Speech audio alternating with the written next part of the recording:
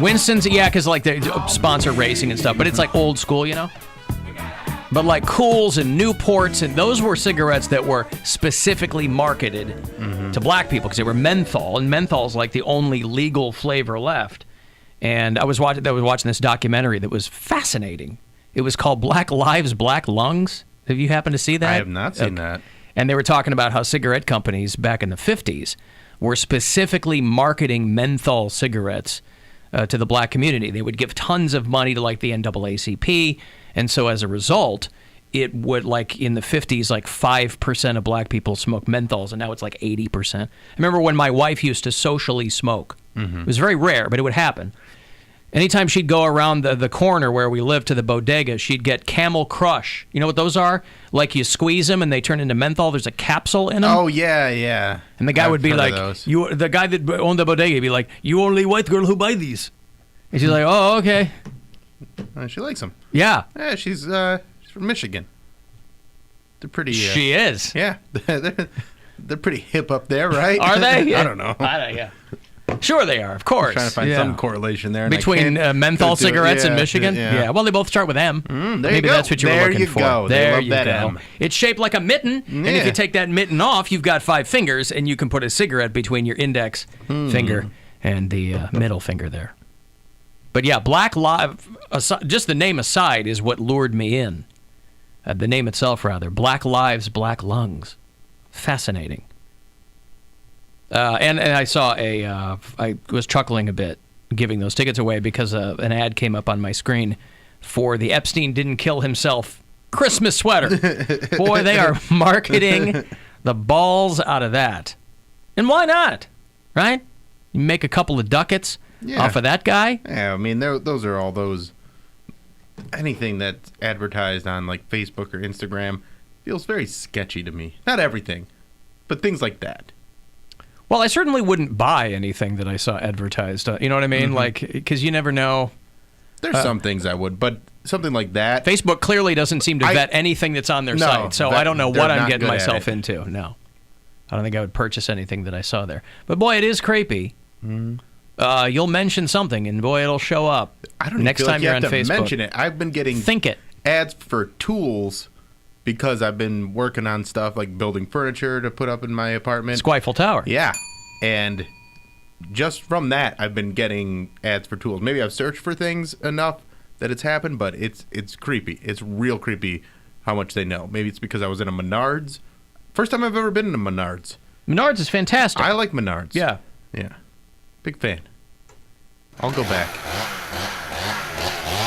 Menards feels like a combination of like Home Depot and Sam's Club. Like they've got everything at Menards. There's a lot of stuff. A lot of stuff. You're like, I need chainsaw, I need a cereal, and I need a goldfish. They're like, well, there's Menards. Was it one particular brand that they were trying to push on you? What, as far as tools go? Yeah, as far as tools go. A like multi-use tool. Okay. Where it's like you can get this and it has this attachment on it and you can do all these different things. It's one of those like socket wrenches where it fits anything. Yeah. And I've got one of those. Yeah. I've accumulated. Does it work good? I'm a Milwaukee man as far as brand loyalty goes. I'm sure that there are contractors who might tell you something different. But I have accumulated many, many tools over the years. Living in apartments and living in houses and whatever, and I've had to learn how to do things, and so I have accumulated a lot of tools. Tonight I'm hanging up my TV. Got to put the... Oh, you're putting it on the wall. Putting it on the wall, and I got to put it into a concrete wall. I have yet to do that. I have yet to hang a television. Mine is still on a stand, on a cabinet. When I, you'll drive past houses that don't have any window dressings, and you'll see people's televisions on the wall. And it looks cool, and a lot of new places you'll move into, they'll already have the bracket on the wall, and you just put your television on it. I have yet to do that, though. Yeah, I'm going to do it. I'm going to... You got wall anchors? Got it all. Okay. Ready to go. So you got to drill into... You have concrete walls? Yeah. Like cinder block, or what is it? Yeah, I'm pretty sure it's cinder block. Wow, I mean, it's, okay. There are some walls that are, like, facade, but it's an old building, and they built those things to last. So it's real, and that's why the walls are so thick, too. Like, you can't hear anything because they're concrete walls. How did Grandma hear all those giggles? Through the door. Oh, through the door. Through the door. Did you ever suggest a concrete door? I did not. But that's a good idea. I mean, I imagine that probably would have been more difficult to open and close. Mm-hmm. It probably would. You would have needed whoever was giggling. Effective? Totally effective. Very effective. Yeah. Maybe you could put sound baffling. Of course, it's not an issue now because you're not living with Graham anymore, but that you could have put sound baffling on the inside of those walls. So somebody could have been giggling to their heart's content. It didn't happen that many times. Yeah. So it's okay. Okay. And I'm getting really settled in. I got my coffee table put together last night. I got all the rugs that I ordered so far. And there's a very cozy theme going on with my place. Okay. Like there's a lot of, I got this one carpet, and I think it's on my Instagram story. And it's in my bedroom, and it goes under my, I put my bed on top of it. Yep. And it's shag carpeting, and it's so long that I tried to vacuum it, and it was getting caught in the spinner, so I have to vacuum it without the brush on. Oh, I see. Yeah. Yeah. And I was like, yeah. Now, are you creating this the way that you wanted, or are you creating this so that you can have like a stabbing cabin? Are you setting it up to be a babe lair, or how are you doing? You trying to make it? This is all for me. This is how I want it. You're sure? I am. Because I like that carpet. Like, for a good 10 minutes before I went to bed last night, I was just walking around back and forth on that carpet, rubbing my feet through it, and it felt very nice. Like Die Hard. Yeah. Fist with your toes. But Fist with your toes. Nice, long, soft carpet. All right. Well, mazel tov. Yeah. Sounds like it's coming together. It is coming together. And I got working on finding some sort of bar situation. Yep. And I'm thinking I might go the globe route. Oh, open up the globe. That opens up. Like a supervillain. Then you have the liquor in there. Yeah, the globe. And while you're drinking, you can quiz your paramour on geography. That's right. That's a nice little, because you don't want to just sit there looking at each other having a drink. You want to go, hey, where's Paraguay? While you're having a drink. And the more you drink, the less you'll be able to remember where things are on the globe. That's right. And that'll be a hoot. Oh, that'll be a hoot. I mean, is that too corny of a thing to do, or is it something that would be fun? I like them. I gotta find the right one. I didn't realize that you could still buy globe bars. Oh, yeah. Quite honestly, I didn't know that was still a thing. I think it's kitschy. I like it. We've got a bar cart in our living room. Yeah. Yeah, I like the globe. There are some options that if I really want to drop some coin, I can get a real nice bar. Yeah. And I'm a little tempted. Yeah, because you can just bring the party. You can bring the party back to your place. Yeah. And then start the party at my place, end the party at my place, not leave my place. 17-inch wood globe bar. $128 that I'm looking at on Amazon. It's not too bad. You can spend $200 on one. These all look like old-timey kind of that sepia tone. Yeah. I found one that was a little more colorful. Okay. And I like that one. I would like one that's like a Rand McNally that looks like it's from a classroom. Yeah, like the blue and the yellow and the red. Yeah. Okay. That would be funny. Yeah, this one looks like it's the underneath, the inside of the lid looks like the painting in the Sistine Chapel. Yeah, I looked at that one. A little ring of glasses, some decanters on the bottom. It's fun. I like it. It's not a bad look. But I don't think that would match with the rest of my motif. I think I need something a little more... You mentioned shag carpet. I think this is going to fit in just fine. No, I need like something a little more mid-century modern. Oh. And those aren't quite that. I see. I'm learning terms like mid-century modern. I'm going to play past that like I know what that means. I hear it all the time. My wife will say that. She'd be like, I really like mid-century modern. I go, don't know what that is. I hear it all the time. Mad Men. If somebody showed me... That's what it is? You want everything to look like it's in the 50s? It's like a modernized version of that. So it's mid-century furniture with a little bit more modern look to it. Oh, so that's quite literally the description of it. Mid-century modern. I believe that's what it is. I see. I could be wrong. Again, I hear these terms all the time, and goddamn if I could tell you what that meant. If somebody showed me a picture of something, I'd go, oh, I understand what that is. You know? But if somebody said, I want to do this place up in mid-century modern, I'd say, okay. Well, good luck with that. Cool. I like the idea of it being like a hidden bar, too. There's another thing that I found, and it was a little pricey, but it was like a cabinet, and you open up, and then all the bottles and glasses are in their own spot in like foam. Right. Specifically, but you have to buy that kind of liquor every single time because it's made for a certain kind of bottle, which I'm fine with because I think that would be very cool. Alan, that concrete door would be so heavy to move, it would sound like a mug sliding across a table. Yeah, you don't want that.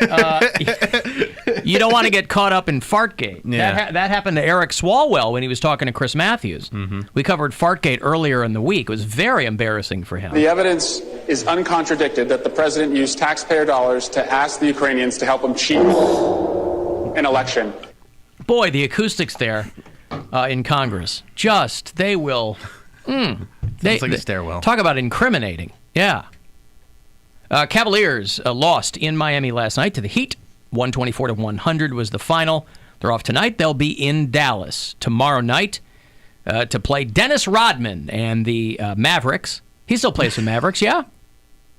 No. Who's that, Dirk Nowitzki? Did he play for him for I think half a season? I think he practiced with them or didn't practice with them and went out. He went out a couple of times, all right? He'll still always be my favorite Mav, right? Who do you love best on Dallas?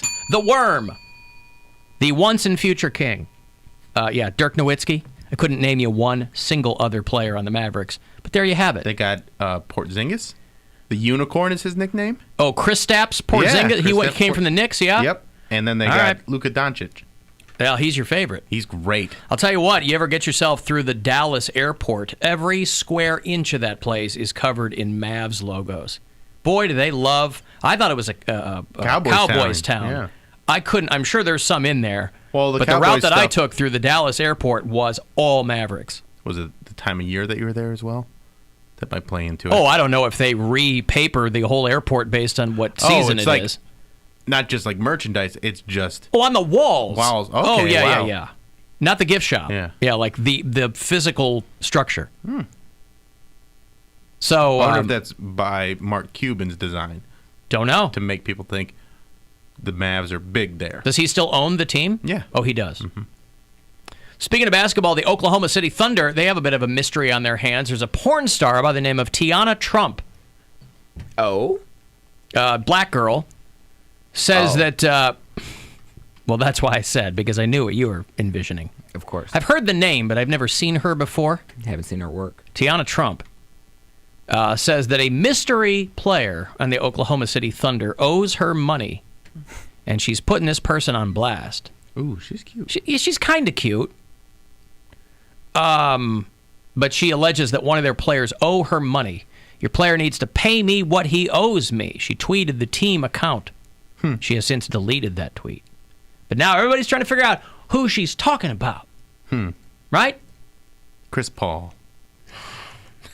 He's on the Thunder right now. Who else is on the Thunder? Nerlens Noel? I think it's Ray Allen. He's not on the Thunder. I think it's Gary Payton. Not on the Thunder. They were both Seattle Supersonics, which became the Thunder. Yes. Okay. So they were there. Mm-hmm. But they weren't. I think it's Sean Kemp. What? No. Yes, Bill. Oklahoma City Thunder. I think it's Russell Westbrook. He got traded. I think it's Kevin Durant. Also not there. Damn it. Hersey Hawkins. Is he still playing for OKC? Huh? No. Are you sure? Yeah, pretty sure. All right. I don't know who else she could be talking about. I have no clue. Nate McMillan. I will put $100 on Nate McMillan. Is he still with the Thunder? I like her tactic here where she's going to the team as if they're going to be like, hey, guys, who owes a porn star money? One of you is not going to get to play tonight unless you go and pay Teanna Trump the money you owe her. I'm going to need you to do something that you did not do with her, and that's come clean and tell me precisely, is it you, X-Man? It's Xavier McDaniel, isn't it? I'd bang this Didn't he chick. make the Seattle OKC transition? Who's that? The X-Man, Xavier McDaniel. Didn't he make... Oh, God damn it. How about... These are all Seattle team players. But they went to Oklahoma City. Yeah, but they weren't there on the team anymore. What? Are you sure? Kevin Durant was one of the last ones that was on that team. I'm almost and positive Oklahoma these guys City. are all still on. Spencer Haywood is still on the Oklahoma City Thunder. I'm telling you. Right? Nope. You're positive. All right, well, I'm sticking with Ray Allen. She's I got don't. an interesting backstory, too, because she also said that she banged a player that was on the Indiana Pacers when she was 16 years old. Oh, she's a jersey chaser. Yeah. Probably Reggie Miller, yeah? I think it was actually Paul George is what they're saying. Ooh, there you go. Yeah, because it wasn't that long ago. Well, there you go. So good for her. So they're going to try to get to the bottom of what that whole thing is with Teanna Trump. And she goes, the player's in good standing because in Indiana, 16 is the age of consent. So. Ooh, you got to know that. Mm-hmm. Yep. Who's your buddy? Who's your pal? That's how they figure it out. Who's your accuser? Who's going to keep her mouth shut? Well, listen. Putting the hoe in Hoosier. I guess so. My wife's an alumnus of Indiana University. I wonder if she had any run-ins. She used to give rides to Antoine Randall L. Remember that guy? Oh, yeah. Yeah. He played for the Steelers when I was living in Pittsburgh. And when I met her years later, I don't know how that came up. She goes, oh, yeah, I used to give that guy rides when he played for Indiana University. I was like, oh, okay. Anything weird happened there that I should know about? So Teanna Trump trying to get to the bottom of all this with the Oklahoma City Thunder. In other Trump sports news, the president, Donald J. Trump, has said that he will take out a giant re-election ad during the Super Bowl. So look for that in between Doritos and GoDaddy.com. I'm excited who he's going to get to play in the commercial. Oh, it's probably just going to be him. It'll just be him. By the way, this is a pretty big gamble for him because, as you know, his supporters hate politics in sports. Oh, they can't stand it. Keep politics out of sports. Yeah, just You'll shut hear up them and say, dribble. right. Oh, they hate that. Just so throw the he's really ball. taking a gamble. Boy, do they hate that. So I assume that they'll be spitting mad when they see that commercial show up in the Super Bowl. I hate politics in sports, they all say. When it's black guys kneeling, keep your politics out of sports. Still very expensive to pay for because we will all be paying for that, by the way. It's not like he's paying for that. We will be paying for that. No, doesn't he have to use campaign funds for that? You can't use Bill, you're adorable. tax dollars. You're adorable. 30-second spot for the Super Bowl costs $5.5 million. And for a 30-second commercial? Fox is going to be airing the Super Bowl, which will be the Patriots and someone else. Probably. You're probably right. Yeah, of course. It's going to be the Patriots and the Packers? Oklahoma City Thunder. Oh, no? No, not the Thunder. Wrong sport. Are you sure? Mm-hmm. Man, gotta figure this out. Seattle Supersonics. All right. Hey, Cavs tickets are going to play the Kyrie and the Brooklyn Nets on Monday night. And if you'd like to get to that game, I can facilitate that very shortly. They're going to play at the Romo Fijo. Want to text me for anything? 35192, AlanCoxShow.com for everything else. The Alan Cox Show on 100.7 WMMS. And everywhere you go on our free iHeartRadio.